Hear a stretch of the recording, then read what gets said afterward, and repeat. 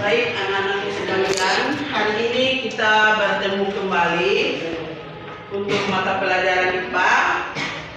Sebelum kita memulai pelajaran, mari kita sama-sama berdoa semoga kita semua diridai oleh Allah Subhanahu wa Ta'ala. Berdoa mulai.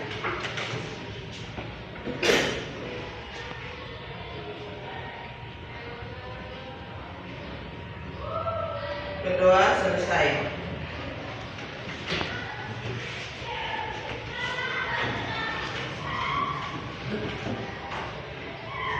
Baik anak-anakku sekalian,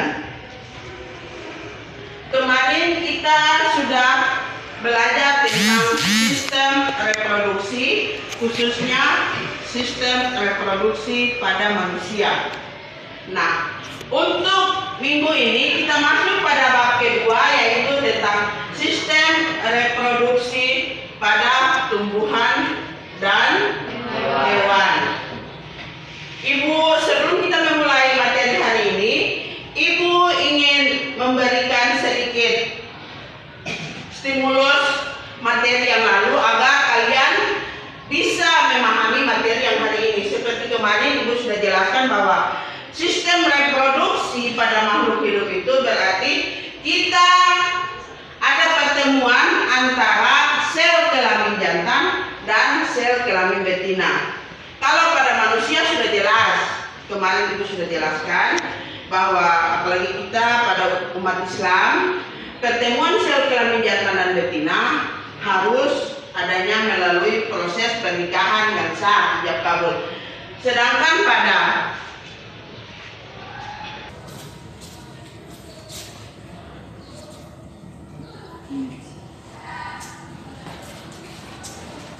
sistem reproduksi pada tumbuhan,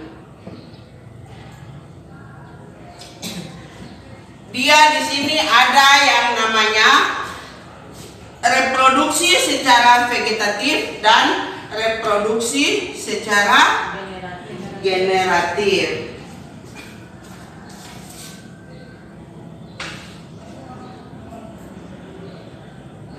Nah, ini sistem perkembangbiakan pada tumbuhan. Perkembangbiakan pada tumbuhan Angiospermae, pada tumbuhan Gymnospermae, pada tumbuhan lumut dan tumbuhan paku, dan yang keempat teknologi reproduksi pada tumbuhan. Pada bab 2 ini yang akan kita bicarakan. Kemarin Ibu memberikan kalian tugas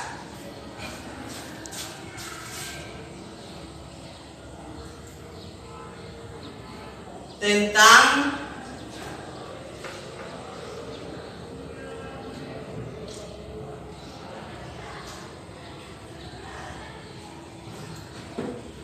reproduksi secara generatif pada tumbuhan tentang bunga. Ibu menyuruh kalian untuk menggambar bunga lengkap. Apa kalian sudah menggambar? Sudah. Baik. Hari ini kita akan meneliti bagian-bagian bunga lengkap. Bisa kalian membentuk kelompok yang kemarin sudah Ibu bagikan? Bagikan 4 kelompok. Coba duduk menurut kelompok.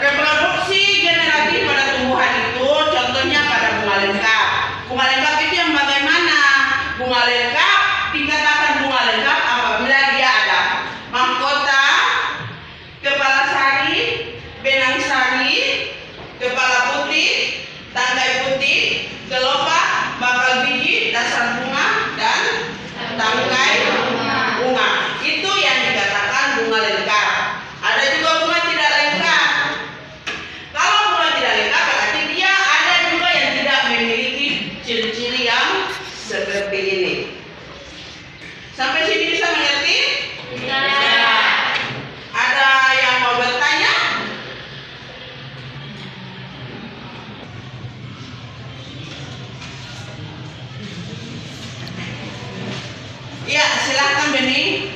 Bismillahirrahmanirrahim. Assalamualaikum warahmatullahi wabarakatuh. Waalaikumsalam. Terima kasih atas waktunya. Ibu bisa tolong bagi jelaskan kami soal ciri-ciri bunga lengkap. Ciri-ciri bunga lengkap. Baik. Bunga lengkap. Seperti yang Ibu katakan tadi, bunga lengkap dikatakan bunga lengkap apabila dia memiliki mahkota. Dia memiliki kepala sari, benang sari, kepala putih, tangkai putih, kelopak, bakal biji, dasar bunga dan tangkai bunga. Yang mana bagian-bagian ini dia mempunyai fungsi-fungsi tersendiri. Mahkota fungsinya sebagai apa? Kepala sari, benang sari dan kepala putih sebagai apa? Nah, nanti di saat kalian meneliti, kalian akan tahu fungsi masing-masing, sehingga nanti di saat terakhir kalian presentasi, kalian akan tahu, oh berarti yang dikatakan bunga lengkap itu berarti bunga yang mempunyai ciri-cirinya seperti ini. Kalau tidak ada sebagian dari ini, berarti dia tidak dapat dikatakan bunga lengkap. Bisa mengerti Beni? Ada yang lain?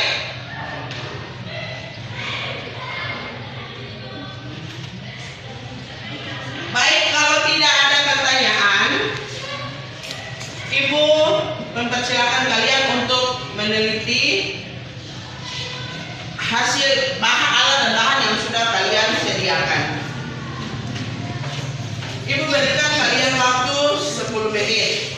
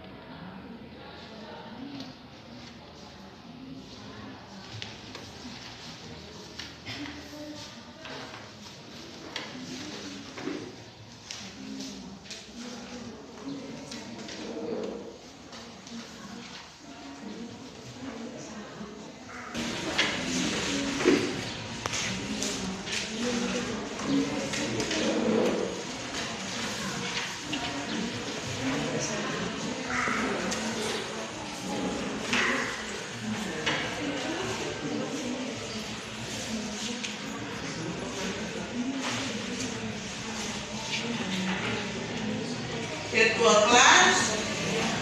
Berapa orang yang tidak hadir hari ini?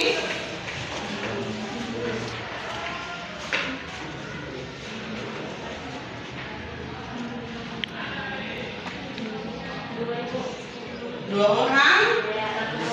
Satu bolos.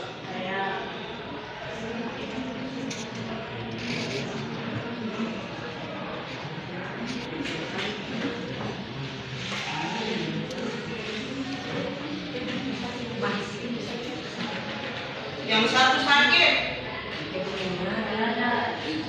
Dua-dua bolos. Ini dua satu bolos.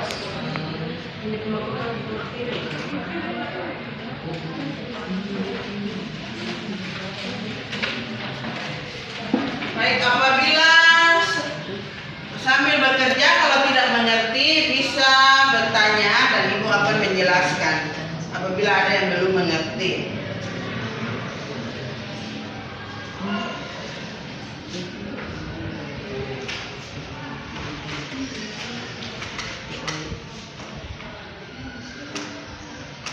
Sudah kelompok 1.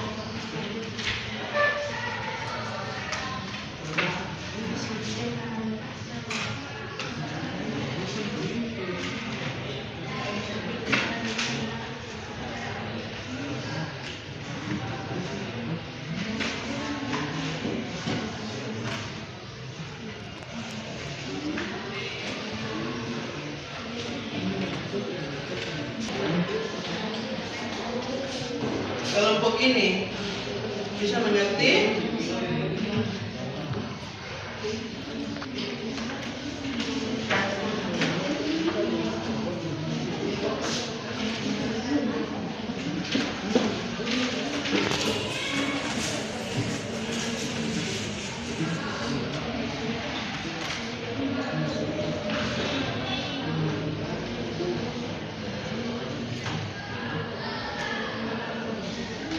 Semua kelompok sudah selesai? Sudah. Baik. Karena kalian sudah selesai, Ibu, sekarang kita presentasi hasil penelitian kalian tadi tentang bunga lengkap. Baik, kelompok berapa yang bersedia maju duluan? 2 orang boleh, 1 bawah. Baik, semuanya berikan aplaus dulu untuk kelompok 3.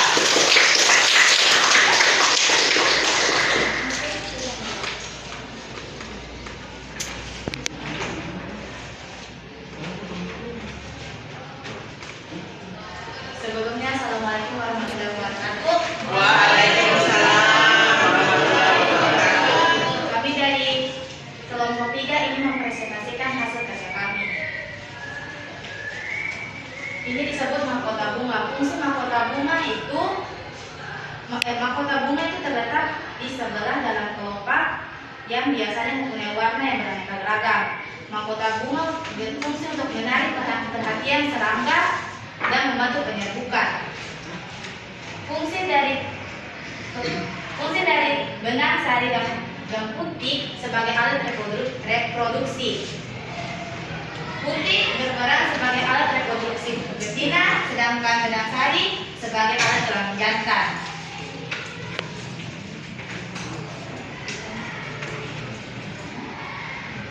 Kelopak bunga merupakan bagian yang paling luar. Kelopak biasanya berwarna hijau seperti daun atau berwarna-warni seperti mahkota. Kelopak bunga berfungsi untuk membungkus mahkota bunga ketika bunga masih kuncup.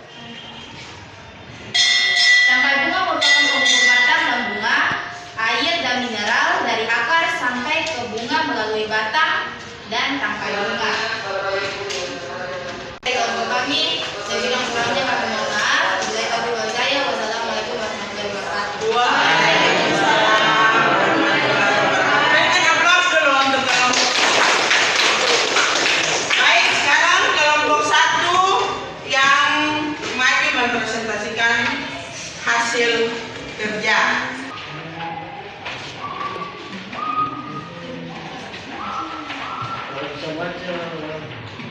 Assalamualaikum warahmatullahi wabarakatuh. Waalaikumsalam warahmatullahi wabarakatuh.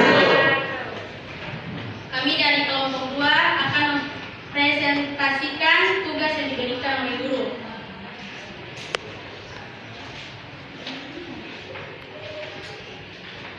Yang ini adalah mahkota. Mahkota bunga terletak di sebelah dalam kelopak dan biasanya mempunyai warna yang beraneka ragam.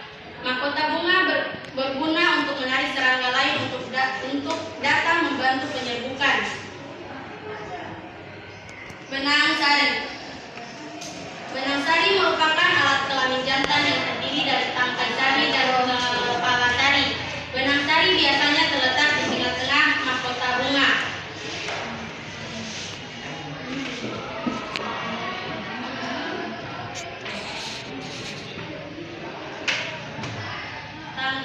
puting merupakan alat kelamin betina. Pada dasar puting terdapat bagian yang akan menjadi buah dan biji.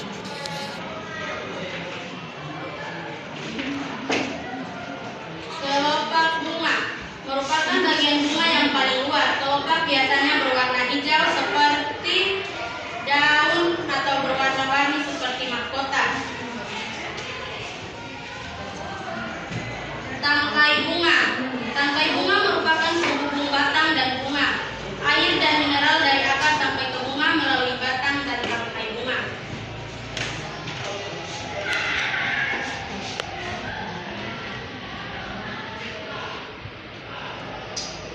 Kelopak bunga berfungsi untuk membungkus mahkota bunga ketika bunga masih kuncup. Sekian dari kami, mohon maaf jika ada salah. Wabillahi taufiq wal hidayah. Wassalamualaikum warahmatullahi wabarakatuh. Waalaikumsalam. Berikan aplaus dulu untuk kelompok kita. Ya, baik. Sekarang Ibu ambil alih.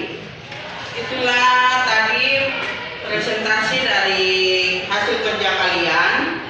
Baik, Ibu berterima kasih atas apa yang sudah kalian berikan sama Ibu. Kalian sudah bekerja dengan baik. Alhamdulillah semuanya bisa Ibu memberikan nilai dengan nilai yang memuaskan. Baik, untuk itu Ibu akan membacakan kesimpulan materi kita pada hari ini. Reproduksi secara generatif pada tumbuhan. Reproduksi secara generatif pada tumbuhan itu reproduksi yang terjadi karena adanya sel kelamin jantan dan sel kelamin pertemuan. Sel kelamin jantan dan sel kelamin betina. Baik. Contoh yang paling lengkap terjadi pada tumbuhan adalah tumbuhan yang memiliki bunga. Karena alat kelamin pada tumbuhan ada pada bunga, ada pada benang sari dan kepala putih. Iya, jadi mahkota dia hanya untuk menarik. Dia memberikan warna-warni, fungsinya untuk menarik kepada serangga atau burung atau makhluk lainnya untuk melakukan penyerbukan. Tetapi pada intinya sel kelamin pada tumbuhan itu ada pada kepala benang sari dan kepala putih. Baik, jadi dari materi yang kita pelajari tersebut dapat kita Ibu simpulkan ada dua. Jenis-jenis bunga itu ada dua. Pertama, bunga lengkap dan bunga tak lengkap. Bunga lengkap itu apa saja? Bunga lengkap itu apabila dia memiliki kelopak bunga, mahkota bunga, putik, dan benang sari. Sedangkan bunga tidak lengkap jika tidak memiliki salah satu ciri-ciri yang ada di sana. Seperti yang tadi pernah Bening tanyakan, yang Ibu sudah bilang. Yang kesimpulan yang terakhir, berdasarkan benang sari dan putik, dia bunga dikelompokkan atas dua. Bunga sempurna dan bunga tidak sempurna. Bunga sempurna, bunga yang memiliki benang sari dan putik. Sedangkan bunga yang tidak sempurna jika dia hanya memiliki salah satunya. Baik, itulah kesimpulan pelajaran materi kita pada pagi hari ini. Ibu harap kalian belajar dari bab 1 sampai materi yang terakhir hari ini, karena sebentar lagi kita akan masuk pada penilaian akhir semester. Sehingga di saat penilaian akhir semester kalian dapat menyelesaikan soal-soal yang Ibu berikan. Apalagi kalian kelas 9 disiapkan dengan persiapan ujian. Ibu harap kalian banyak belajar, banyak membaca. Apalagi di masa pandemi ini, mungkin materi yang kalian dapat masih kurang, bisa kalian cari-cari dari sumber-sumber yang lain sehingga di saat ujian nanti kalian tidak mengalami maksudnya kalian tidak kekurangan materi, kalian bisa menjawab semua pertanyaan. Itu harapan Ibu. Baik, sebelum Ibu tutup materi pada pelajaran kita pada pagi hari ini, kita sama-sama membaca hamdalah. Alhamdulillah. Baik, terima kasih.